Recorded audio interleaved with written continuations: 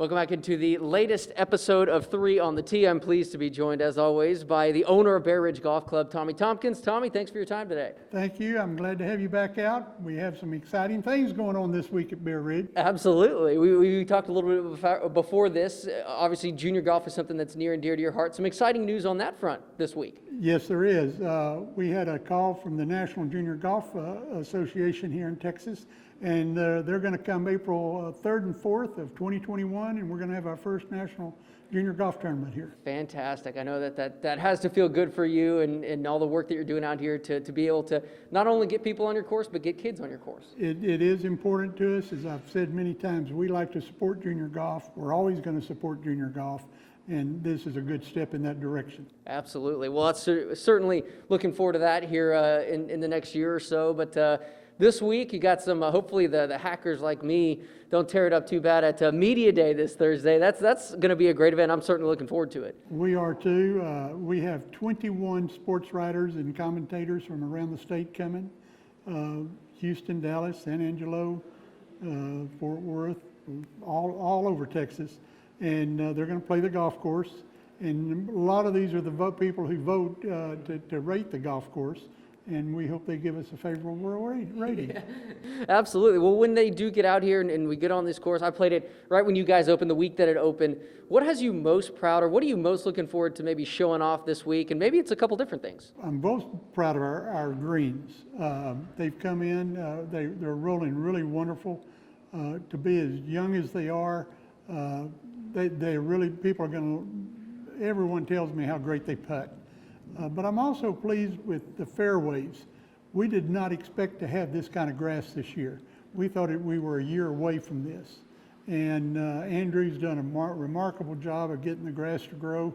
And the course itself, from tee boxes to fairways to bunkers to greens, very playable today compared to last November. Absolutely, and you mentioned Andrew right there. I know you're very proud of the superintendents and the work that they've done. We've talked to them here on this segment before, but just to be able to get this good this quick, that has to really fall on their shoulders a little bit. Well, it just shows how experienced he is. Andrew kind of grew up on golf courses and graduate of Texas A&M. He has has a lot of experience in a short time. And what he's done here, I think, is a little less than remarkable. I've just been out there checking out the greens, and they're looking fantastic. The place just greens up every single day that I drive by. So y'all have really done a fantastic job out here. I know you're excited to show it off. We are. And I speak of Andrew, but he has a great crew. But the leader, and he is our leader in that field, he's done a great job and got surrounded him with good people. But we are ready to show it off, and I think everybody will like what they see. We're real proud of it. And for a golf course to come this far in this short amount of time, obviously you said you didn't expect it to be this far along, but we talked about Andrew, we talked about the crew, but kind of what else goes into that from a team standpoint, from everybody on your team that helped make this happen? Oh, it's the work together. I'm very fortunate. I've had two people guide me in the right direction. Taking on a business doesn't bother me. I've been in business my whole life. Taking on this yard, I call the golf course my yard, that is something I don't know a lot about. So you have to surround yourself with people who do know how to do it. And I was lucky enough to have Jim Moore, who I call him the grass guru. I don't know if anybody better. And then I had Chet Williams, who is a golf course designer. He did Whispering Pines, which is the #1 course in our state right now. And he's done several other. He started with Jack Nicklaus and been on his own quite a while. So he has a reputation for himself. And he will be here Media Day.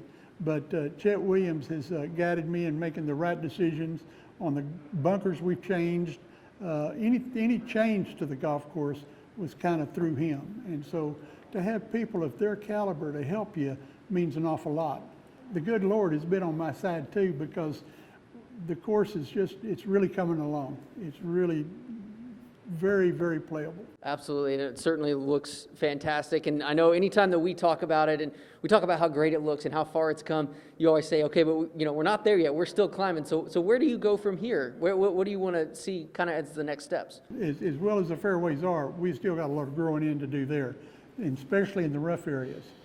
We killed off an awful lot of weeds this year, but we still have to kill off an awful lot of weeds. This place was, I called it a weed fest when I took it over. And so we have to get rid of the weeds. And so we're gonna concentrate on that for the remainder of this early fall and into next spring. But we're also this year, during the winter months, we're gonna clear out a lot of brush. We cleaned it up an awful lot when we first bought it.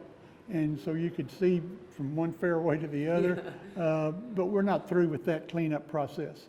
If you go down our hole number 3, you don't realize that right there on the left, you can see the river because you can't see it. Right. But next spring, next year, you will be able to see it because this winter, we're going to clean that out and get rid of the brush, and you'll be able to see the river from there. So we're going to do things to make it look a little prettier and still make it more playable. And I would love to see this golf course be manicured a little better.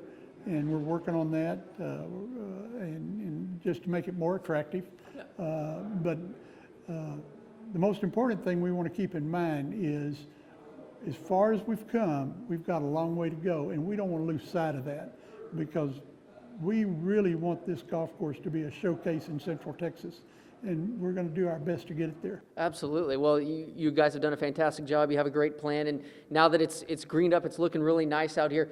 You mentioned it right there, but how critical are these winter and fall months when the leaves turn brown and the grass turns yellow a little bit? How crucial is that for next spring? It's very crucial. If you don't do the right things now, next spring, you're going to have to start over instead of having the progress you've made. So there's a lot of pre-emergence you have to put out. And a lot of work to do in the wintertime. Just because the grass doesn't grow doesn't mean it doesn't need attention. You've got to give it attention year round. Absolutely. Well, I know that I'm certainly excited to get out there and hit some shots on Thursday at Media Day. We certainly appreciate you having us out and love what you're doing with this place. Thank you. Appreciate that very much, and we're glad to have you out. Yeah, it should be fun. All right. If you want to see this full segment, head to our website, fox44news.com. Until then, he's Tommy Tompkins. I'm Matt Roberts. This has been 3 on the Tee.